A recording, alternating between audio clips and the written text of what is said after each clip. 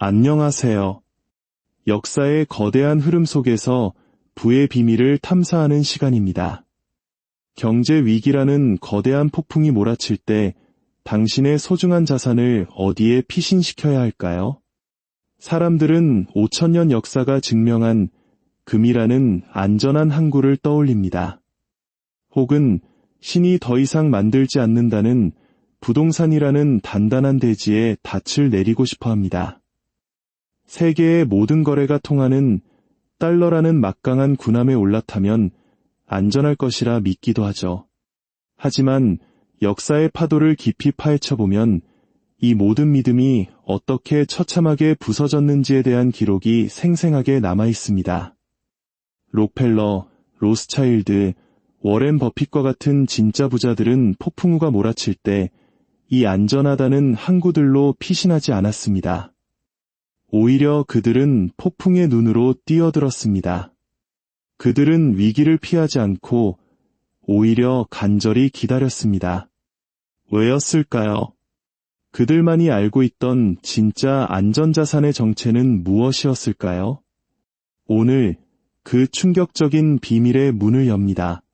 먼저 인류의 가장 오래된 믿음, 금의 배신부터 이야기해 보겠습니다. 1929년 미국을 덮친 대공황의 어두운 그림자 속에서 사람들은 은행을 믿지 못했습니다. 그들은 앞다투어 돈을 인출의 금을 사들였습니다. 종이돈은 휴지 조각이 될 수 있지만 황금은 영원할 것이라 믿었기 때문입니다. 지극히 합리적인 선택이었죠.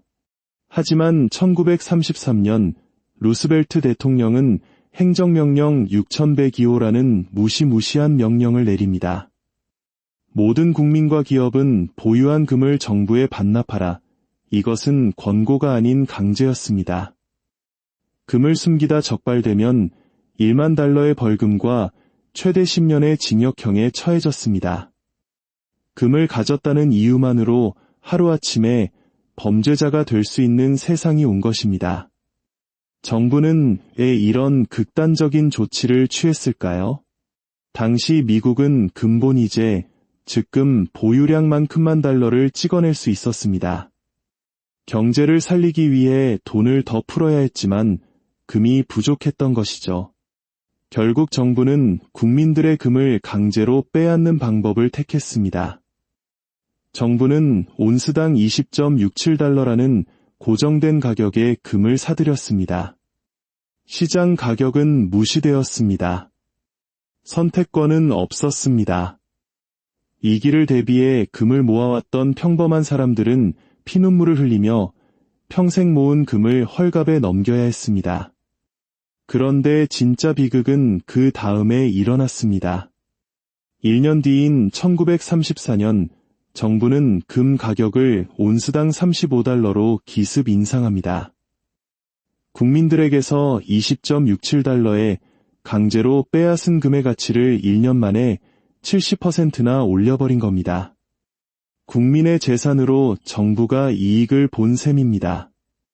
5천년 역사의 안전자산이라 믿었던 금이 국가의 결정 하나로 가장 위험한 자산이 되어버린 순간입니다. 이 사건은 우리에게 뼈아픈 교훈을 줍니다. 극단적 위기 상황에서 국가는 개인의 자산을 통제할 수 있다는 것.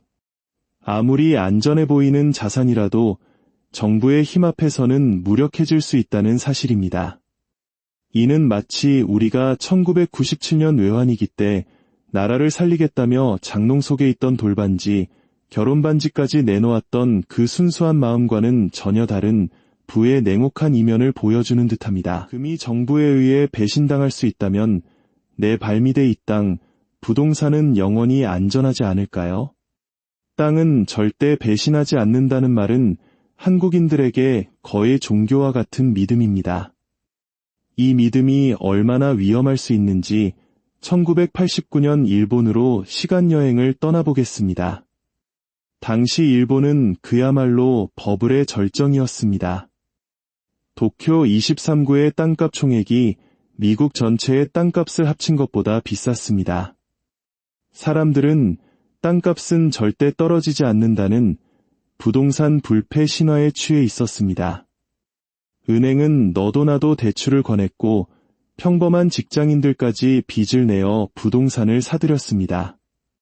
집을 사지 않으면 바보 취급을 당하는 시대였습니다. 우리에게도 익숙한 영끌의 원조였던 셈이죠. 하지만 1990년 거품이 터지기 시작했습니다.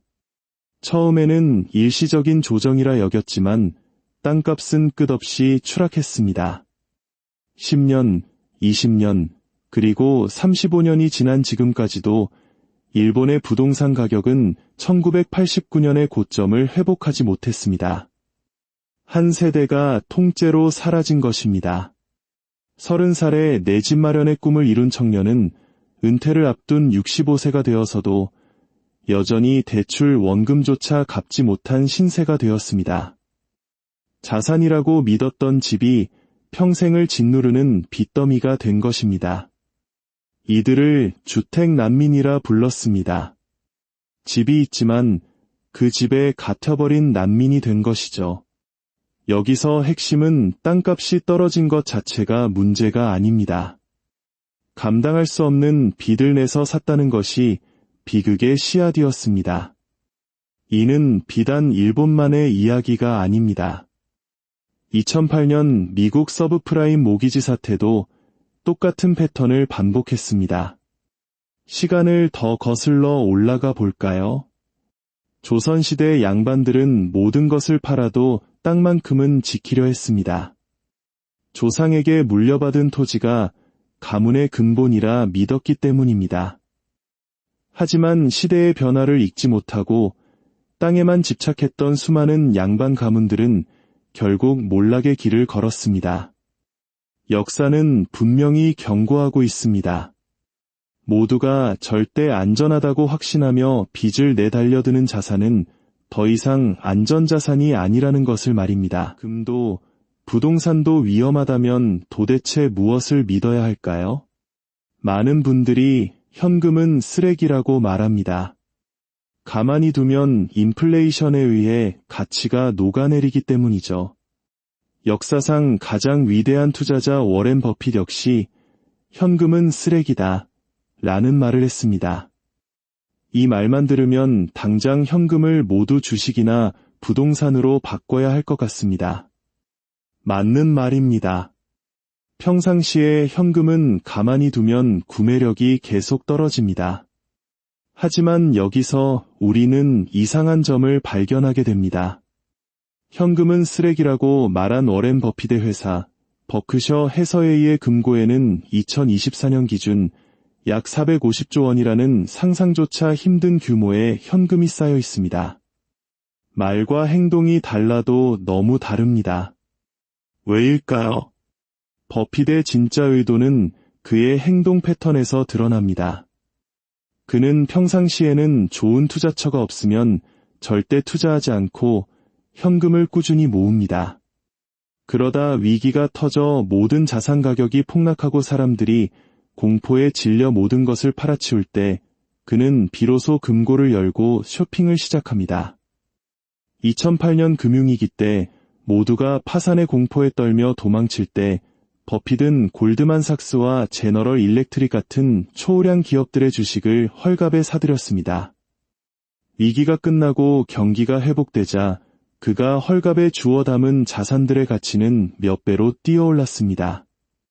현금이 있었기에 가능한 일이었습니다. 현금의 진짜 가치는 평상시와 위기 시에 극과 극으로 달라집니다. 평상시의 현금은 가치가 녹아내리는 얼음과 같지만 위기의 순간에는 폭락한 모든 자산을 살 수 있는 왕이 됩니다. 부자들이 현금을 쌓아두는 이유는 인플레이션을 몰라서가 아닙니다. 그들은 현금을 영원히 들고 있을 생각이 없습니다. 현금을 기회를 잡기 위한 총알로 생각하는 것입니다.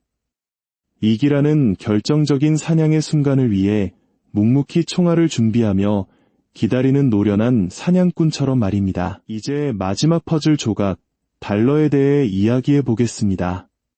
2008년 금융위기는 미국에서 시작되었습니다. 당연히 위기의 주범인 미국 달러의 가치는 폭락해야 정상이었습니다. 그런데 기이한 현상이 벌어졌습니다. 달러 가치는 오히려 폭등했습니다. 전 세계의 돈이 마치 피난처를 찾듯 미국으로 몰려들었습니다. 범인의 집에 대피하러 간 셈입니다. 왜 이런 비상식적인 일이 일어났을까요? 이유는 단 하나, 대안이 없었기 때문입니다. 위기 상황에서 유로, 엔화, 이안화 그 어느 것도 달러보다 안전한 피난처가 되어주지 못했습니다. 달러가 강해서가 아니라 다른 통화들이 더 약했기 때문에 벌어진 일입니다. 가장 덜 나쁜 선택이었던 셈이죠. 이 달러 패권의 무서움은 우리 한국인들이 1997년 외환위기 때 뼈저리게 경험했습니다. 당시 우리에게 원화가 없어서 나라가 부도 위기에 처한 것이 아니었습니다. 국제거래에 필요한 달러가 바닥났기 때문입니다. 달러가 없으면 석유 한 방울, 쌀 한 톨 수입할 수 없는 것이 국제경제의 냉혹한 현실입니다. 그렇다면 달러는 영원한 피난처가 될 수 있을까요?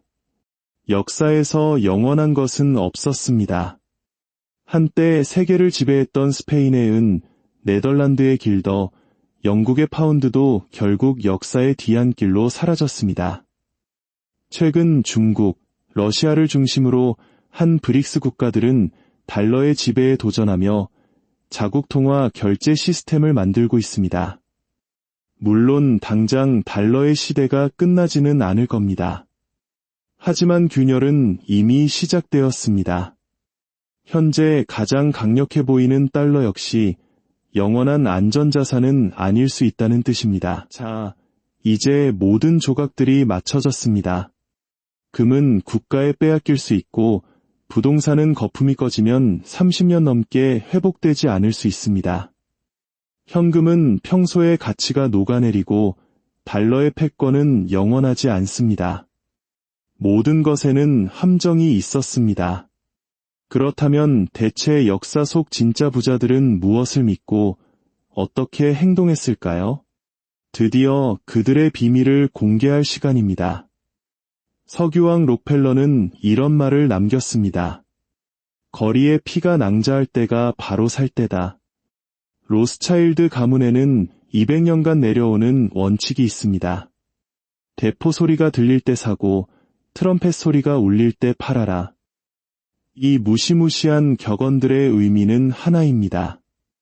경제가 무너지고 전쟁과 공포가 세상을 뒤덮어 모두가 비명을 지르며 모든 것을 팔아치울 때가 바로 인생일대의 기회라는 것입니다. 일반 사람들은 공포에 팔고 탐욕에 삽니다. 주가가 폭락하면 더 떨어질까 무서워 손해를 보고 팔고 주가가 치솟으면 나만 뒤처질까 불안해 비싼 값에 삽니다. 비싸게 사서 싸게 파는 돈을 잃는 구조입니다.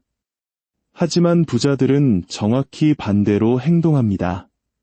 그들은 공포에 사고 탐욕에 팝니다.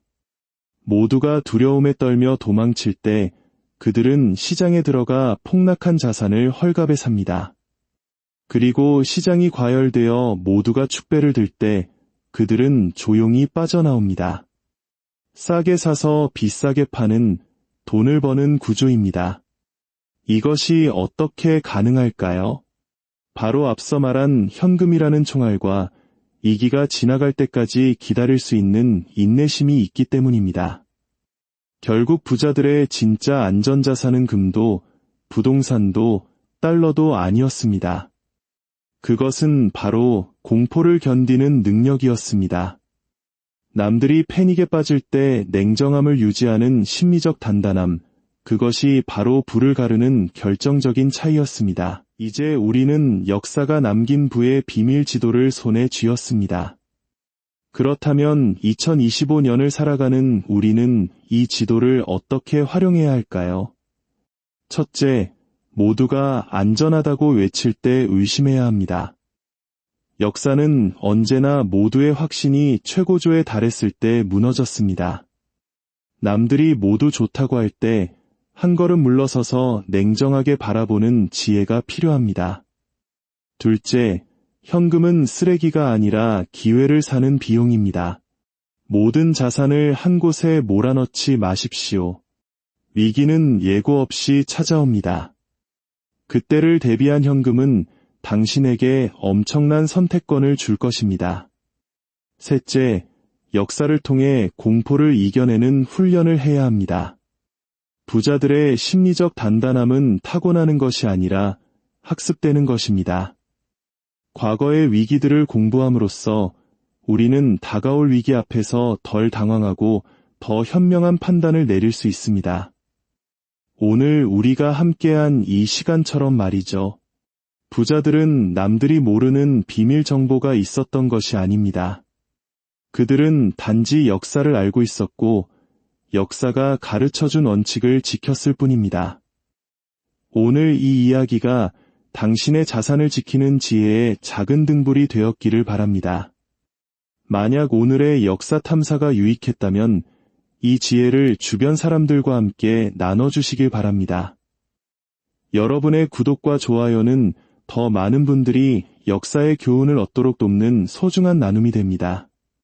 항상 기억하십시오. 역사는 그대로 반복되지 않지만 돈 앞에서 인간의 실수와 탐욕, 그리고 공포는 언제나 똑같이 반복됩니다.